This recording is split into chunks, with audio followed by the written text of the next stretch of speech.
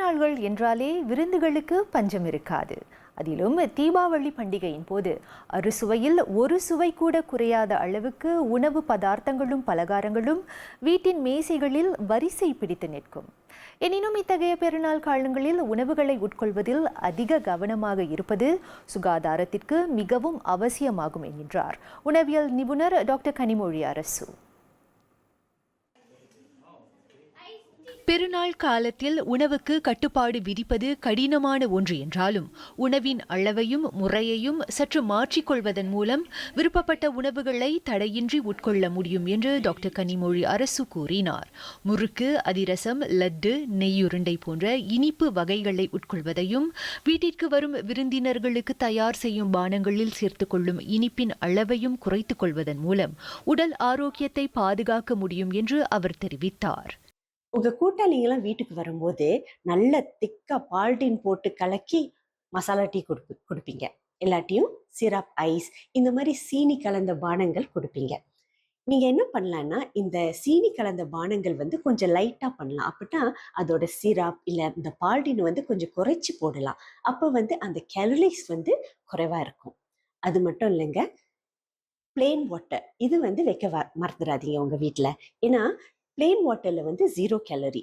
உங்க கூட்டாளிங்க நிறைய வீட்டுக்கு போவாங்க. எல்லா வீட்லயும் அவங்க சீனி பானங்களை எடுத்தாங்கன்னா அவங்க உடம்புல உள்ள சுகர் லெவல் இன்க்ரீஸ் பண்ண சான்ஸ் இருக்கு. நெய்சோறு, பிரியாணி என்று வழக்கத்திற்கு மாறாக அதிக அளவிலான உணவு வகைகளை உண்டு மகிழ்வது தீபாவளி கொண்டாட்டத்தின் முக்கிய அம்சங்களில் ஒன்றாக இருந்தாலும் அதனை சமைக்கும் முறைகளில் சில மாற்றங்களை ஏற்படுத்த வேண்டும் என்று அவர் கூறினார். குறிப்பாக அதிக கொழுப்பு சத்து மற்றும் எண்ணெய் நிறைந்த இறைச்சி வகைகளை சமைக்கும் முறைகள் குறித்தும் அவர் இவ்வாறு விவரித்தார். நீங்க மட்டன், சிக்கன் இதெல்லாம் தீபாவளிக்கு செய்வீங்க. மட்டன் நிறைய பேர் விரும்பி சாப்பிடுவாங்க. அது ஒரு தப்பு இல்லை. ஆனா அந்த மட்டன் எப்படி செஞ்சிருக்காங்கன்ட்டு முக்கியம். இப்ப அந்த மட்டன்ல அந்த கொழுப்பு பகுதியை கொஞ்சம் நீக்கி விடலாம். அதே மாதிரி கோழி சமைக்கும் போது அந்த கோழியோட தோல் பகுதி நீக்கிடலாம். ஏன்னா அதுலதான் கடினமான கொழுப்பு சத்து இருக்கு. அது நம்ம இருதயத்துக்கு நல்லதில்லை. இதனிடையே தீபாவளி மகிழ்ச்சியில் திளைத்திருந்தாலும் உடற்பயிற்சி செய்வதை மறந்துவிடக்கூடாது என்று டாக்டர் கனிமொழி நினைவூட்டினார். தீபாவளியின் போது நடத்தப்படும் விருந்து உபசரிப்புகளில் இனிப்பு மற்றும் காரமான பலகார வகைகளை அதிகம் உண்பதால் செரிமான பக்குவத்தை உடல் இழப்பதாக அவர் கூறினார். இன்னொன்னு, ஃபெஸ்டிவல் நாள்ல நீங்க கொஞ்சம் மூவ் பண்ணுறத மறந்துடாதீங்க. ஏன்னா தீபாவளிக்கு பிறகும் நீங்க உங்க எக்ஸசைஸை மறக்க கூடாது.